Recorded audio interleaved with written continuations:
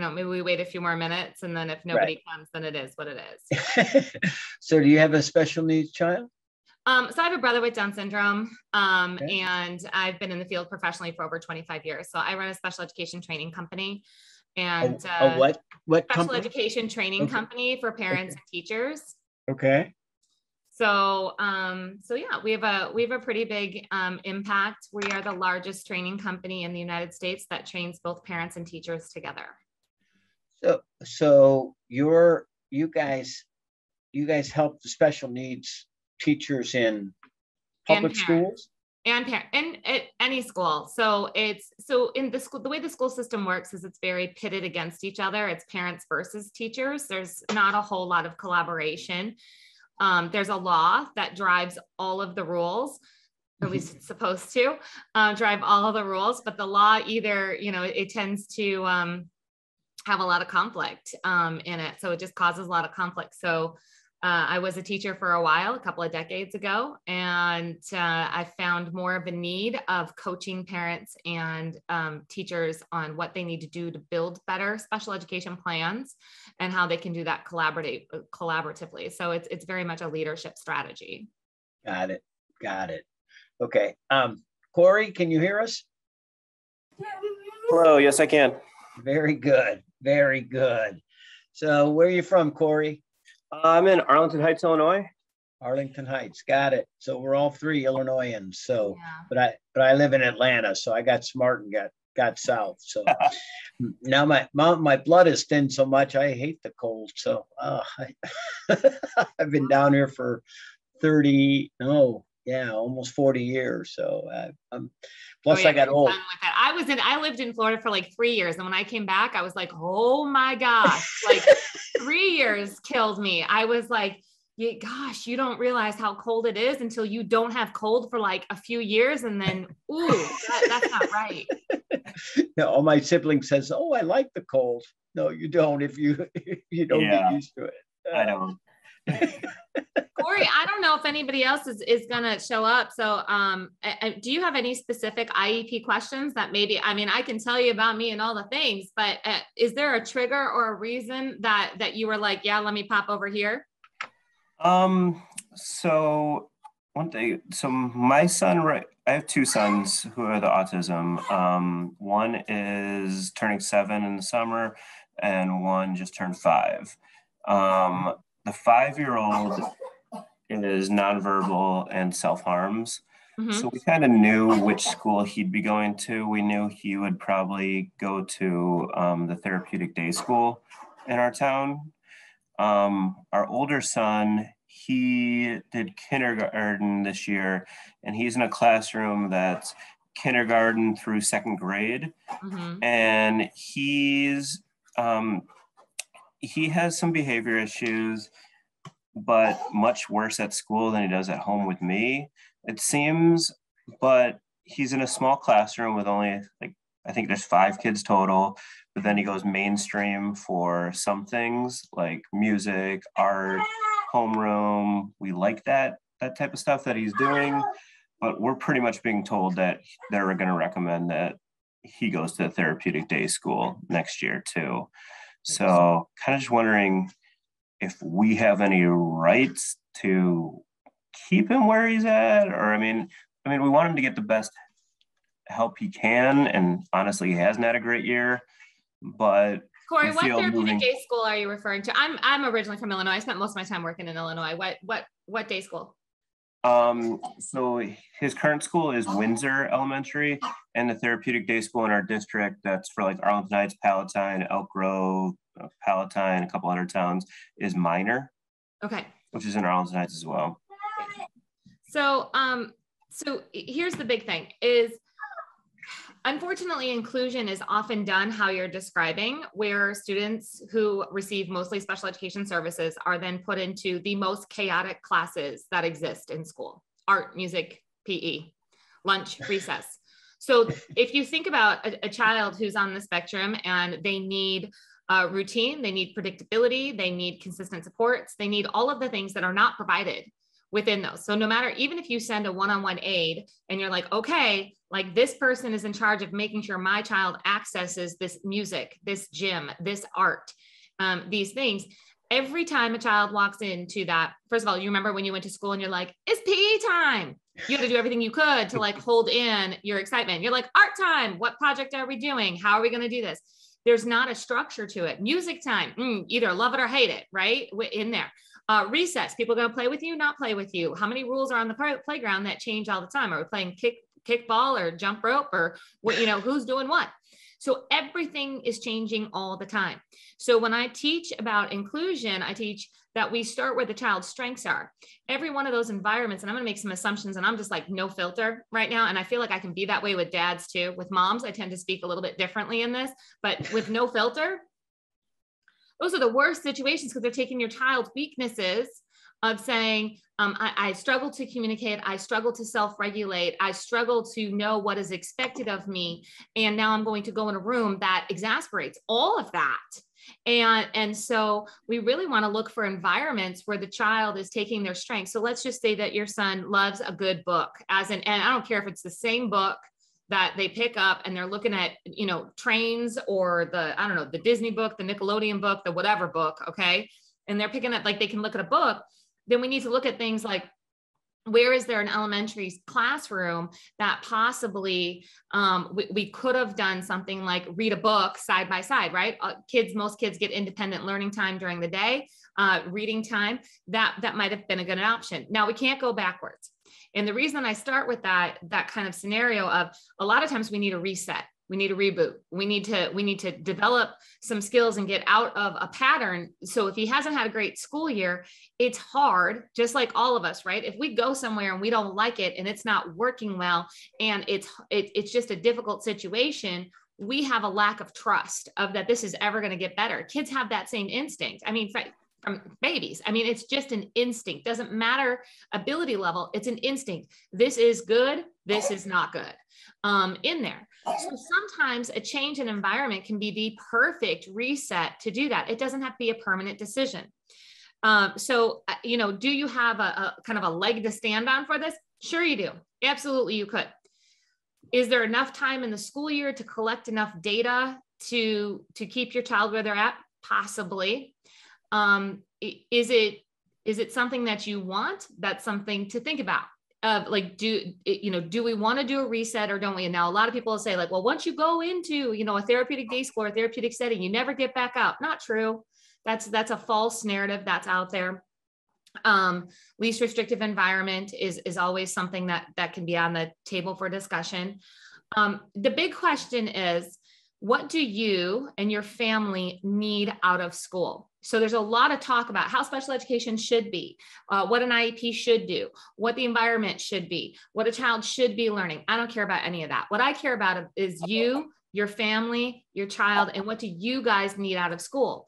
So meaning that you may be able to give your child those experiences that you're talking about out in the community, meaning there can be, and I know your location, you guys have therapeutic rec inclusion programs in your area that your child can have exposure to. Their general education peers we'll talk about, we'll just kind of put it like that, after school hours.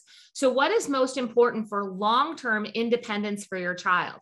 If the school year has been terrible, then, or not as effective as it could have been, what could we do to then maximize your child's learning and make sure that they are getting those skills that make them as independent as possible? That might mean a therapeutic day school. Now I have a brother with Down syndrome. My brother with Down syndrome, he was in public school until he was about 8. My mom then advocated like that mom. A lot of people say that mom. Okay. She was that mom. And that's actually why I do things differently. I love my mom. She did what she had to do, but there are other ways to do it. Especially now that we're decades, further into this process of this, but she got him into a therapeutic day school. Best thing ever for my brother. My brother needed that structure and smaller environment to master skills that then he could apply outside of the school area, the school day. And my brother is extremely independent. He can hold a job with support. And by support, I mean, like my mom, he works at Panera. My mom's the one that like has to write the note to tell the boss when he needs a day off because he's going to go to Special Olympics golf, you know, and he's 44. So he has some supports in that way. He works shorter amount of hours, you know, so what? In that, but he would have never gotten to this level of independence had he been shuffled along in the public school, in the hustle of it, in that. So I'm not, you know, pro public school, pro therapeutic, you know, setting. I'm not either of those. I'm pro whatever you guys need out of the school system. So if you're like, you know what, we need a reset, a reboot, let's go ahead and see what is possible and have really high expectations. I think a lot of people feel like the therapeutic day school is like, oh, we're moving down to the therapeutic day school. And it's like, no, we're just choosing something different. It's moving over to an environment that may be more effective. But again, it's going to be setting those goals very high and having high expectations and looking at this as like, okay, this, because of what's happened in the past, what can we learn from this? Where can we go to get back on track and start building some really strong skills and some independence? And then how can we continue to have this discussion of what might be possible, you know, in the future? When you look at, I mean, you have experience in that therapeutic, you know, day school situation. You know, there's a speech therapist there all the time. There's an occupational therapist there all the time. There's more resources, you know, at a different levels, but it is really where, okay, if you wanted to stay in the public school, then we have to do a revamp of the program and say, okay, well then, you know what, then we're going to do some more direct instruction in the classroom. And instead of looking at art, music, PE as the options, we're going to look at how are we going to include my older child into the school community in a way that focuses on his strengths. I got you. Yeah, no, that makes sense. Yeah, no, the step down part, that is kind of part of it, because it's still, it's not like one of those nice private therapeutic day schools, the $50,000 places that the school district pays for. Right. It's the district one, and the buildings are literally right next to each other. And they're both located actually in our town, which is nice, so we don't have to do busing or anything. But like, you can tell which one gets the tax dollars. I mean, they're completely different inside. Yeah. Yeah. And I get it. And that's where it is one of those, there's a whole psychological side to it. And I completely understand that. I mean, I've been doing this for 25 years, and it's one of those things where, you know, yeah, aesthetically might not be the best. It happens all the time in special ed, unfortunately.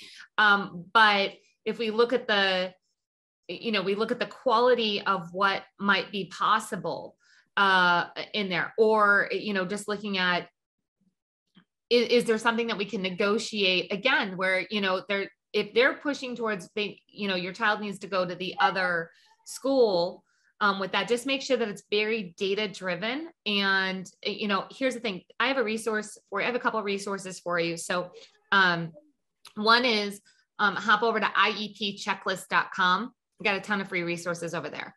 So just go to IEPchecklist.com. That'll help us get connected. You'll get emails from me. And, cool. And that. The other one that I want you to hop over to is masteriepcoach.com/directory. And on that page, so I train. What was that one? It's masteriepcoach.com. Okay, I found it. Yep. Yeah, /directory. Yep. So on there, you can download an entire directory of Master IEP coaches. Those are parents and teachers that I've trained to work collaboratively through these situations that you're talking about. I would highly recommend reaching out to them and doing a one-on-one consult, even if it's just, most of them have like, well, I can do a 1 hour consult, or we can do 3 hours together. Most of the time, 3 hours is just better because it gives you guys time to go through paperwork and talk about data and decisions and all those things. They don't work for me. They're independent. I teach them how to do what I've done for 20 years. So they have independent practices, but they're all trained very well.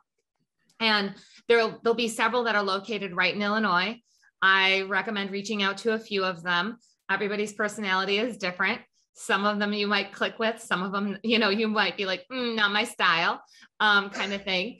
And I would have somebody go through the paperwork with you to see what is possible and just kind of what's been done. So again, I know your school district, your area pretty well. There's usually quite a bit of room for negotiating and conversation, but it does need to be very data driven. Gotcha. Okay. Catherine, somebody just joined us. Yep. Rooster, you're on mute right now. Can you take yourself off mute? Yeah, I'm driving. I'm going to be facilitating the next session, and I think this is the track that it starts to talk about athletics. So I was just getting myself, tuned in here. I didn't want to disrupt what you're doing, but greetings. Okay. All right. Corey, is there anything else that you can that you want to ask about, or thoughts that you have on that information? No, that was helpful. I mean, it's been hard for like the IEP type meetings because their skills are both of them have very big language issues. Mm-hmm. So like that's the main part of trying to get things helped at this time. Yeah. And again, I would just, it's really deciding what you and your family need out of the school system. Because, for example, like I said, my family needed my brother to get as much kind of academic and therapy type skills as possible. And because we were involved in Chicago Special Olympics, which is huge out there, we were involved in so many, he was involved in Boy Scouts, he was involved in all of these things. He had other exposure that, we just didn't care that it wasn't in the typical public school, because he was getting what he needed. But it can feel crushing. And it can feel like, we don't get much outside right now. I mean, like the after school stuff, or it's mainly weekends, is like, and WRSA type stuff. That like top soccer is something we do as well. But like right now, he's being invited to birthday parties. He's been invited to like other things. That kind of stuff kind of stopped once moved to the therapeutic school. Yeah. And I'll just, again, I'm going to speak bluntly. Most of the time that stuff stops around 3rd or 4th grade anyway. Yeah. It's just child development. It's also, the way the school system is set up, it's that kids, for example, they learn how to read up until 3rd grade. And then at 3rd grade, you start reading to learn. So there's this flip in the curriculum that happens. So the gap tends to widen. And so again, I'm not saying that it's not possible. It absolutely, public school and inclusion, all those things can be possible, but we have to set them up in not the traditional way. Unfortunately, that your school was just like, here, this is how we do inclusion. It's like, no, we have to do this different. So regardless of if you're changing placement, or if you're, no, we're really going to go for this, if you reach out to those resources that I mentioned there, and you go snag a free consult with a master IEP coach and tell them that, you really want to look at the data, because if you're going to make a decision, you want to make sure it's a data-driven decision and not an emotional one as much as possible. Catherine, we've had others join us. So if you guys could, you're going to have to take off your mute. Nathan, you just want to introduce yourself, where you're from, and why you joined this group. Yeah, my name is Nathan Warner. I'm actually on the planning committee for this conference. My family and I live in Tokyo, Japan, so it is about 11 p.m. Right now. But we are in the next 8 weeks or so moving to back to the States and moving to Colorado area, to Denver. And so we've got a 4-year-old daughter with a really rare neurogenetic disorder called Angelman syndrome, about 1 in every 20,000 births. So it is pretty rare, but there's a pretty good community there in Colorado. And we're going to be dealing with IEPs. This is something that didn't exist here in Japan. So it's a completely new sphere of concentration and of awareness that I've heard really great stories and quite a few terrible, horrible, awful, and very scary things. Ignore the scary stuff. And I just put a link. Don't pay attention to the first one, typo. But IEPchecklist.com. If you guys hop over to IEPchecklist.com, that'll connect us. So I can send you some emails, give you some free resources. I've got a podcast out, Special Education Inner Circle. The scary stuff is because people are in old school habits of, running special education like it was 40 years ago. Nobody's had to change because the law hasn't changed. If you treat special education as a business relationship. It's a business transaction. There's a bunch of rules. There's a project that needs to get completed, an IEP to support your child. The entire point of an IEP is to prepare a child for further education, employment, independent living while meeting their unique needs. I didn't make that up. That's part of the law. This is where I say I'm not a lawyer. I'm not giving you legal advice, but I'm telling you where to look. So, it's something that you want to build a really strong foundation. And I was just talking to Corey here, decide what you want out of the school system. School system's never going to give you everything that your child needs, especially with Angelman syndrome. I'm very familiar. So it's never going to give you everything that you want. You're not going to get all the therapies, all the academics, all the this, all the that. So you say, okay, so, when she's at school for these 6 hours, like what's the most important thing? And you can even look at it this way. You can be quiet. What don't I want to do at home? You know what? I don't want to do this part at home. I want the teachers to do the gosh darn flashcards and books and ABCs. Like I'm done. It's just no. So, you want your child to be as independent as possible, maybe follow a visual schedule, be able to like step 1, step 2, step 3. That would be great, right? If we can get to 3-step directions, that would be fantastic. Most of us can't follow more than 3-step directions. We can't remember, what's going on. Yeah. Yeah. So it's like, okay, so following visual schedules, great. Let's have the school work on that. Let's make sure there's home to school consistency on things. Let's have some high expectations, but it's really going to be, again, I would just grab some of the resources that I have there. Ignore the scary stuff. The scary stuff comes from people feeling like they've been lied to. Most of the time, that's because you don't know the right questions to ask. And when you go to the IEP checklist, website there, I give you a download of 12 IEP questions that you need to ask before your next meeting. And they're questions that, I'll be honest with you, if anybody goes and grabs that and uses it, the school will look at you like you have 3 heads when you ask those questions, because they're like, nobody knows to ask those questions, but you will. So it's all the things that they forget to kind of tell you that I want you to have those conversations to make sure you get the paperwork done right. Jeremy, you want to introduce yourself? Sure. Can you hear me? Looks like a singer. My name is Jeremy Egbert. I'm from Canada and in the GTA Toronto area in Ontario. I am a father of a 5-year-old girl who has Down syndrome. Her name's Penny, and I can hear her happily doing some stuff in the background. And I also recently found the Dad to Dad podcast because I was researching other podcasts out there dealing with special needs, as I recently started my own, where my goal is to raise awareness of special needs in general. So Canada's a little bit different. I have some clients. I actually have some master IEP coaches. That's my training program where I train parents and teachers. I have them in Canada. So our federal law is different than your law. Yeah.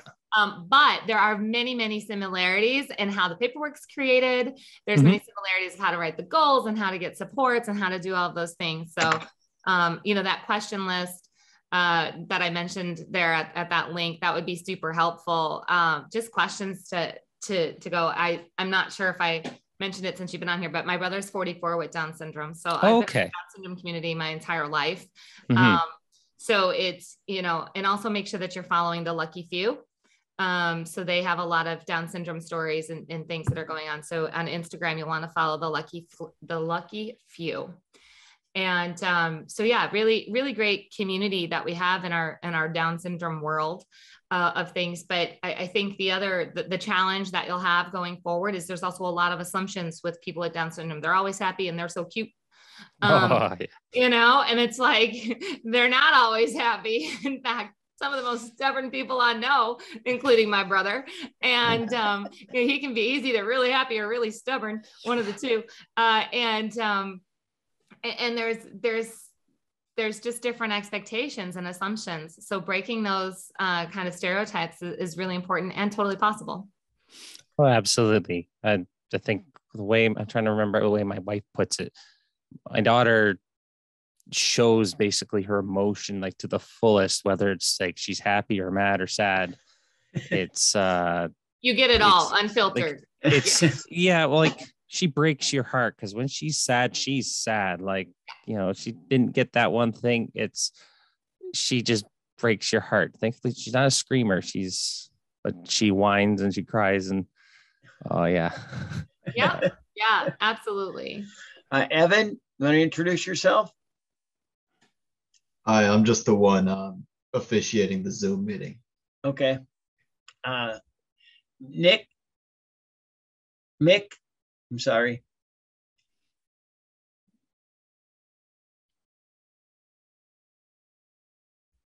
Hi there, I'm Mick. Hi, I'm Mick Stevens. My 12-year-old has cerebral palsy and autism. So she's got a lot of medical complexities from cerebral palsy and some other unassociated things, as well as the challenges of a child with autism as well. So yeah, life's fun. Mick, I'm just going to jump right in here, and then we'll see if Jason or Jim have any questions on that, because I know we're getting towards the end here. Mick, I want to make sure that you start Googling up and figuring out the pieces of what's called transition planning. Depending on what state you're in, and I won't know all the states, so it doesn't really matter in that way, but anywhere between ages 12 to 16, transition planning starts. It's one of the most underutilized and misunderstood areas of the IEP. It's an additional piece that's put into the IEP starting at whatever age your state says. And that truly starts to break down goals for further education, employment, and independent living. And a lot of times we hear those words and we're like, I don't know where my child's going, and I don't know how much. No, everybody, like right now, you're in further education. Like your daughter always going to be learning. Independent. We want her to be as independent as possible. When it comes to employment, that's meaningfully, contributing to the community in some way. We want this community, and for all people to be connected in that way. So it's a really tough part of the IEP to develop. And the reason is that most schools, quite honestly, are terrible at it. And they'll admit it. And they won't admit it at a meeting, but they'll admit it. So I train thousands of teachers and admins and therapists and parents every year. And it's one of the most misunderstood. I will recommend too, my podcast is called The Special Education Inner Circle. And I've got a couple of really great episodes on transition planning, and that will help give you some insights of just some questions to ask and things to look, because as you know, a 4-year-old, a 5-year-old, much different than a 12-year-old. You're like, IEPs are in my life in a different way. Oh my gosh, here we go again. But if we start to think about it as, and what are we going to do for the next 10, here was the first 10 years. Now here's the next 10 years, and flipping that focus. So a couple of those podcast episodes would be really good for you. Jason, you want to introduce yourself? Yeah, sure. I know my cell phone right now. My name is Jason Shea. I'm located near Seattle, Washington. I've been involved in the Special Fathers Network for a little bit over a year now. I'm also part of their Special Father Mastermind group. And and let me see if I can turn on my video. So and I also own a small businesses called Lucky Kid, which design sensory product for kids with special needs. I've been involved in working on that business since 2017. We have customer nationwide as well. And we are also trying to be a special education advocate because my son has special needs. He has autism and ADHD. And I think I spoke with actually Castro a couple of years ago when we used to run our own podcast before COVID. We have to unfortunately shut down our podcast because of COVID. So we don't really have an ongoing podcast at this moment, but probably will be started again soon. But the purpose of, I guess, me joining the coach is trying to learn what's the kind of the latest development in, I have been also involved in a lot of different IEP meetings myself, being 2 out of my 3 kids have IEPs. So just, being a parent of IEPs, I actually just finished IEP meeting last week. So yeah, definitely want to learn a bit more on any tips or advice on how to make the meeting better and how to really communicate with the school. I'm just here to learn. So. Yeah, absolutely. So I think if you go grab the 12 question download where the link is in the chat there, that's going to help you kind of make sure that you're covering all of your bases in that. So like, what's the latest that's happening in special education, kind of for especially for those who have kind of been there and done that through a few meetings, or you've heard lots of different things. Ask more questions. Everybody's so busy, so burnt out. The staff shortages are a big deal in the school system right now. I would say majority of special education students are not getting their full IEP services. I would also say the majority of the parents don't know that, because questions are not being asked. And if you don't, and here's the thing, I'm not even throwing the schools under the bus with it. I mean, there's a good chance that they're doing the best that they can, and they're actually legally in compliance because they're trying to get that speech therapist, or they're trying to get that aid to give the one-on-one support to get the child to an inclusive environment. They're trying to do those things. But it needs to be documented if it's not getting done. So it's not, I'm not even saying like things aren't happening, so therefore, you know, go file a state complaint or go do this. That's not my style. It's all about collaboration, but collaboration takes truth. Truth takes asking really good questions, because a lot of times those are scary things to share. So I would encourage everyone to ask more questions and to, you know, really use that checklist to say like, oh yeah, I need to look at the parent input statement on the IEP.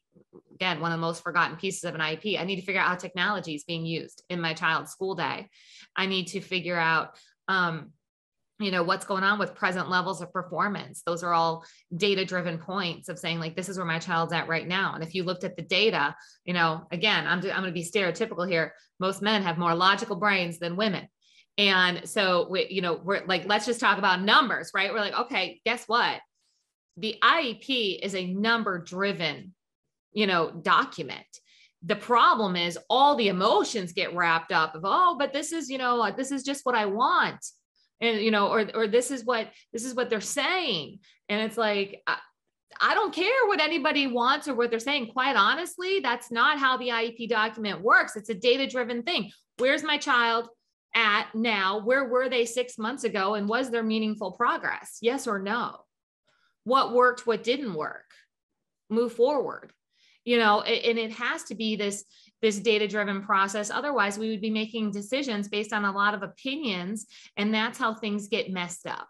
That's how kids fall, you know, between the cracks. That's how progress. You're like, I don't even know what happened the last 2 years. I thought we were on a good path, but now we're not.